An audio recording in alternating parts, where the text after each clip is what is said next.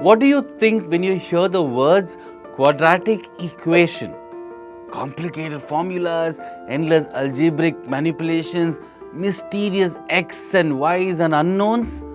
For many, quadratic equations seem like abstract maths puzzles reserved for exams and perhaps destined to be forgotten. But here's something surprising. Quadratic equations are not just mathematical exercises.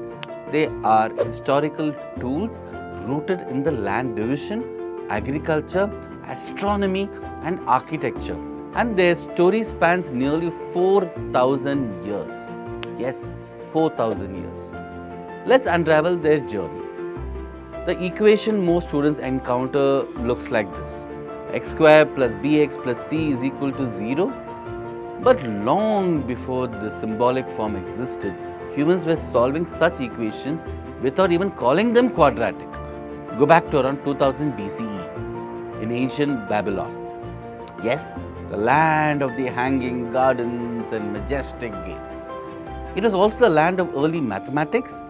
And here, clay tablets etched with cuneiform script reveal that Babylonians were solving area problems using what we now call quadratic equations. Why? Because land was power, and when floods shifted landscapes and rivers redrew boundaries, it was a king's responsibility to reallocate farmland fairly. But how do you divide up land so that it maintains the same total area but fits new shapes and sizes? The Babylonians used squares, rectangles, and very clever combinations to calculate plots of land. They relied on known measures, often squares, and used trial and error proportions and formulas to balance the areas. What they did without symbolic algebra was practically solve quadratic equations. Okay, imagine a king needing to allocate 64 units of land to a farmer. The land could not always be a perfect square. Sometimes it came in a square plus 2 rectangular strips plus a little leftover space. This real world challenge led to structures like x square plus 2x plus 1 is equal to 64, which simplifies to x plus 1 the whole square is equal to 64, and eventually lead to the solution x is equal to 7. This is not just math, it's an ancient administration.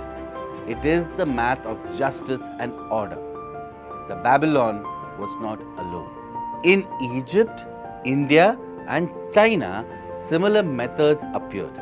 The Egyptians worked on geometric problems related to pyramids, and in ancient India, quadratic type problems show up in the Sulabha Sutras, a text that guided the construction of fire altars. And in China, the 9 chapters on mathematical art includes problems that require solutions to quadratic equations. Then came the Greeks.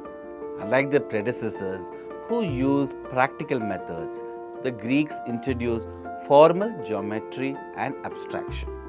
But it was not until the 16th century when Galileo Galilei discovered that the distance that an object falls is proportional to the square of the time it has been falling, that the quadratic equation found new scientific depth. Later, Isaac Newton and others used quadratics to develop equations of motion and universal gravitation. These equations now explain everything from Ball's arc to the orbits of planets.